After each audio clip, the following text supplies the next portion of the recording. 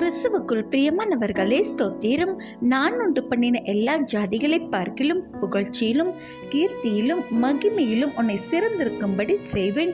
பிரியமானவர்களே, நமது முன்னோர்கள் 430 வருஷம் எகிப்தில் அடிமைகளாய் வாழ்ந்து விடுதலை பெற்று தேவன் தருவேன் என்று சொன்ன கானானுக்கு வந்து தனது சொந்த பூமியில் விளைந்த கனிகளையும் காணிக்கைகளையும் தேவன் தனக்கு கற்பித்த கட்டளை கற்பனைகளை நான் மீறி நடக்கவில்லை என்று தனது விளைச்சலின் முதல் பலனுடன் ஆசாரியரிடம் கொடுத்து தேவனை நோக்கி, நீர் எனக்கு காண்பித்த தயவுக்கு நன்றி என்று சொல்ல இஸ்ரவேல் ஜனத்திற்கு தேவன் கற்பித்தார். இன்றைய இஸ்ரவேலர்களாகிய நாமும் தேவனுக்கு நன்றி சொல்வதில் தவறாதவர்களாயும் ஆலயம் வருவதில் தவறாதவர்களாயும் தேவனுக்கு முதன்மையான கனி என்ற உங்களால் இயன்றதை தேவனுக்காகவும் மற்றவர்களுக்காகவும் செய்ய தவறாதவர்களாயும் இப்படியாக படைத்தவரை நினைத்து நன்றியோடு வாழ்ந்தால் உங்களை புகழ்ச்சியிலும் கீர்த்தியிலும் மகிமையிலும் சிறந்திருக்கும்படி செய்வார். ஆமென்.